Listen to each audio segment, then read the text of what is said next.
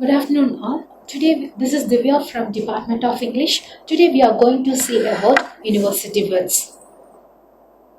First of all, what is meant by university words? The pre-Shakespearean dramatists and the parliamentarians of a late 16th century who were educated at University of Oxford or Cambridge are known as university words.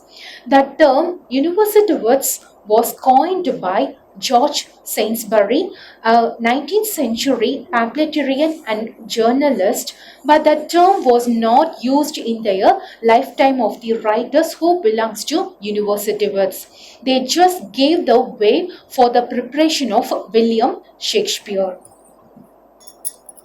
So there are seven writers who belongs to university words. They are George Lilly, George Peele, Thomas Lodge, Thomas Kidd, Robert Greene, Christopher Marlowe, and Thomas Nash. These three guys, Thomas Lilly, George Peele, Thomas Lodge, were educated at University of Oxford. Here, Robert Greene, Christopher Marlowe, and Thomas Nash were belonged to Cambridge University.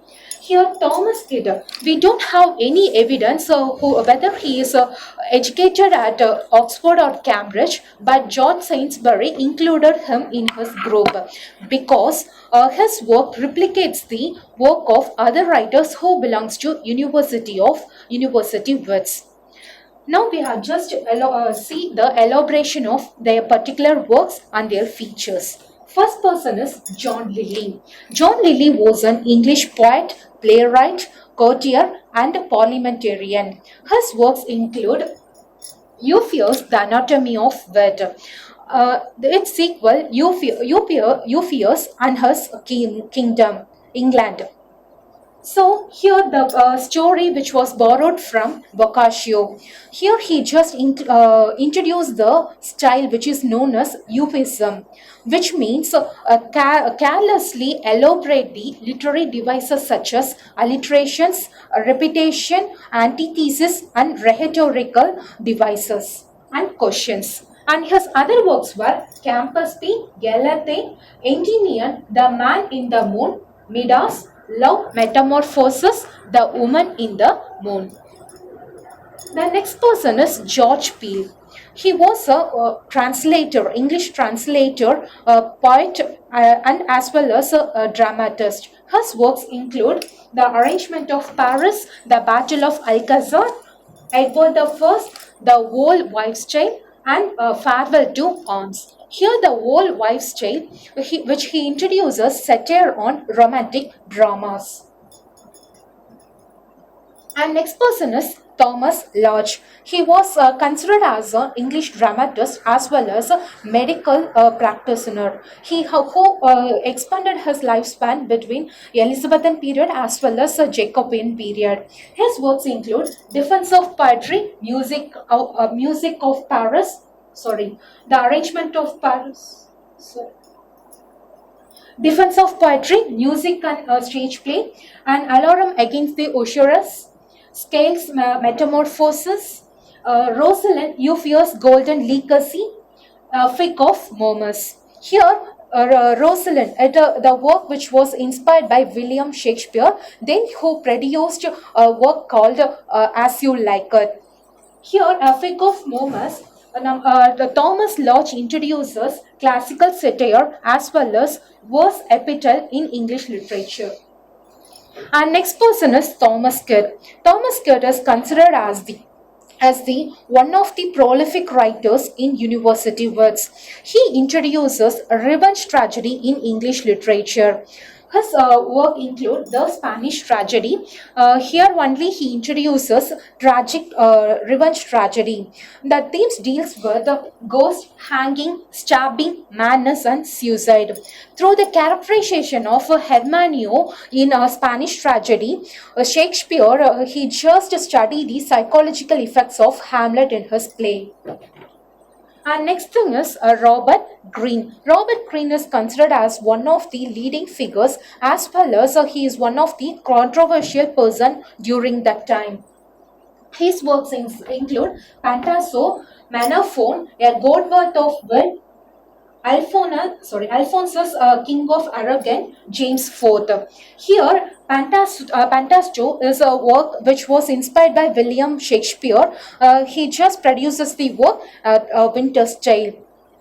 So during the time, he literally attacked William Shakespeare, because the Godworth of his wit, which was written by Robert Greene, which was published after his death, and that means posthumously it was published. Here he literally attacked William Shakespeare. Here I quote: "An abstract crow, beautified with other feathers, the only shape seen in a country." So through this we came to know that there are so many competitions among the writers in literary circle. Next person is Christopher Marlowe. He is the leading figure of university wits. He's the only person who introduces blank verse in English literature. He's the first who practices blank verse in English literature. His works include Tamburlaine the Great, The Jaw of Malta, Edward II, Dr. Faustus, Tragedy of Tito, The Massacre at Paris, Hero and Leander. Here, Tamburlaine the Great, it was a two-part work. Here, he just exposed the rise and conquest of King Timur in the work Tamburlaine. King Timur is also known as Tamburlaine. The other work is Dr. Faustus. Dr. Faustus is a tragic play. So here the work which deals with a scholar who has pact with a devil in exchange of knowledge and power. The Tragedy of Tito, he just collaborated with another university wit writer whose name is Thomas Nash. Our next person is Thomas Nash. He is a multifaceted person. He is a poet, he is a pamphletarian, he is a journalist. Likewise, he just exposed his talent in many fields. His works include The Anatomy of Absurdity, Pierce Penniless, Preface to Manifold, The Unfortunate Traveler, or The Life of Jack Wilton. So here Pierce Penniless, it just explores the theme of society and its vice versa. It just deals with the reality of society and its vice versa. The Unfortunate Traveler, it was considered as the leading picaresque novel during that time. The protagonist Jack Wilton, he just considered as a rogue. His travel through Italy and Germany reveals the throughout the work.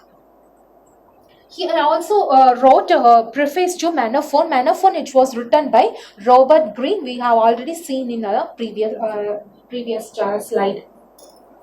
So here we just move on to characteristics of university works. First thing is, the writers of university works, they are educated at University of Oxford or Cambridge. So their writing exposes the professional thing in their work. Second thing is innovations.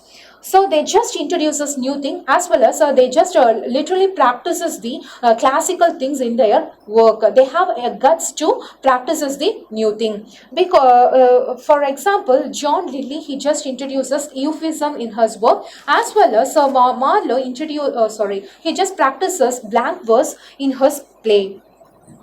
Next one is influence on Shakespeare. Most of the writers, most of their works were influenced by Shakespeare. They just prepare their way to William Shakespeare. Themes. The theme of university works mostly deals with tragedy or lack of humor, except Lily. Lily, the only person who just wrote the theme of comedy. Other than that, most of the writers in university works, they just uses tragedy as their theme. As well as they just expose sparkles of love, desire, ambition and power in their work. They practices literary devices such as wordplay, metaphor, irony, paradox, allusions, soliloquy, then monologues. Likewise, they just practices in their work during that time. Because why it is very much important means during Anglo-Saxon period, the poets and the writers on those days, they just practices on alliterations and kenning only. But here they just introduces new thing, as well as they practices old thing from the classical literature. So now I conclude by saying that there are seven writers in University Woods. They are John Lilly, Peel, Lodge, Kidd, Robert Greene, Christopher Marlowe, and Thomas Nash. They have guts to introduce us new thing as well as practices from classical. They just grasp the theme from classical literature as well as they just took the characterization from historical context as well as mythological characterization. So they just inspire from mythological things as well as from historical texts. They just introduce us their protagonist in their respective place. Thank you for giving this opportunity. Happy learning.